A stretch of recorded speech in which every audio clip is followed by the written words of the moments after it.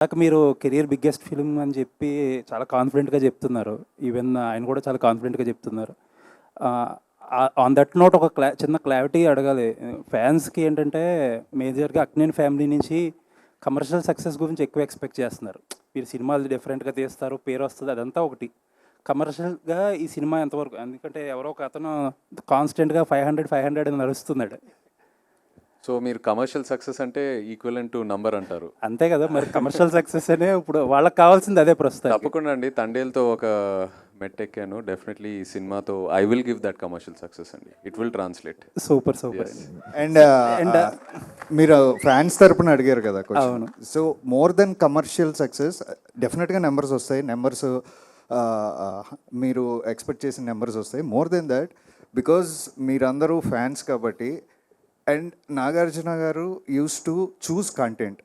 ఒక శివ, ఒక గీతాంజలి, ఒక ఇది అలాగా కంటెంట్తో ఈసారి కమర్షియల్ సక్సెస్ కొట్టబోతున్నారు. సూపర్.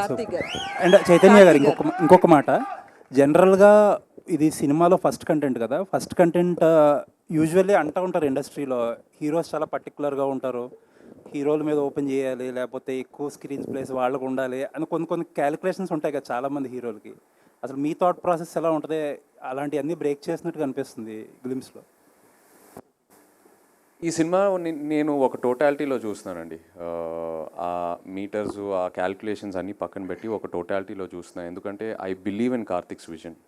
నేను ఆ విజన్ని పూర్తిగా నమ్ముతున్నాను కాబట్టి I'm not believing in all these calculations. I believe that whatever vision he has for this film, అది నమ్ముతూ వెళ్తే ఖచ్చితంగా అదే సక్సెస్ తీసుకొస్తుందని. So and I want to be different as a actor.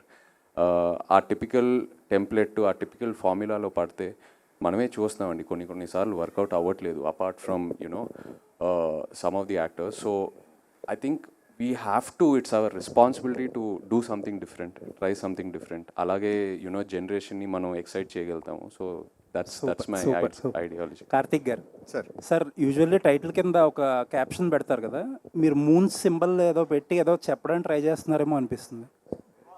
అది ఒక చిన్న క్రిప్టిక్ మెసేజ్ అండి, సినిమా వరకు రివీల్ చేయదలుచుకోలేదు. బట్ మీరు ఎక్స్పెక్ట్ చేసింది correct, it's a cryptic message అండి. అజనీష్ గారు, కార్తిక్ గారు, అజనీష్ గారు ఒకసారి మైక్ ఎవరు. సో తెలుగులో మంగళవారం చేశారు, ఓదెల 2 చేశారు. సేమ్ అదే కైండ్ ఆఫ్ జోనర్లో ఈ సినిమా చేయడం ఎలా అనిపిస్తుంది?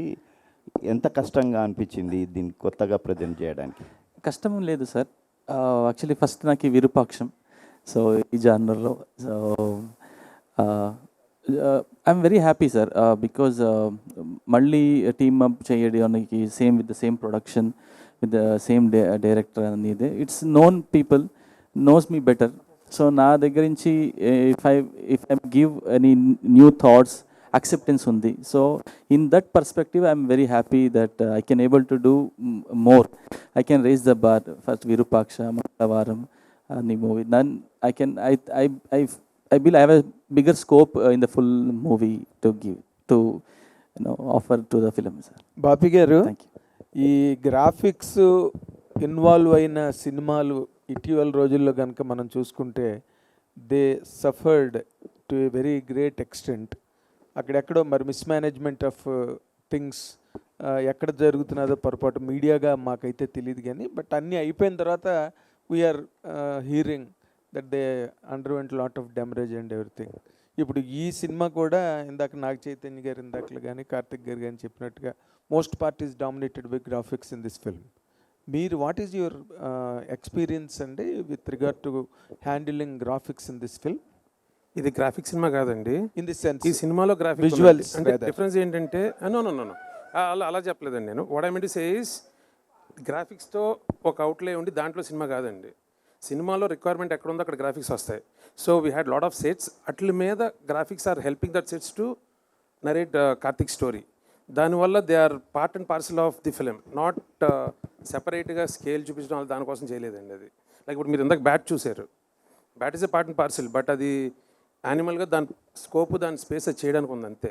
సో దాని మీద కాన్సన్ట్రేట్ చేసి చాలా ప్రీ వర్క్ జరిగిందండి. లైక్ ఆల్మోస్ట్ 1 year మొత్తం అన్నీ ఎలా చేయాలి, ఒరిజినల్ ఏది పెట్టుకుందాం, ఎలాగా ఎక్కడెక్కడ ఎన్హాన్స్మెంట్ గ్రాఫిక్లో చేద్దాం, ఒరిజినల్ అండ్ ఇది ఎలా బ్లెండ్ చేద్దామని లాట్ ఆఫ్ ప్రీ వర్క్ జరిగింది. అండ్ మీ ప్రీ ప్రొడక్షన్ బాగా జరిగితే గ్రాఫిక్స్ మోస్ట్గా తేడా అవ్వండి. That's what I feel.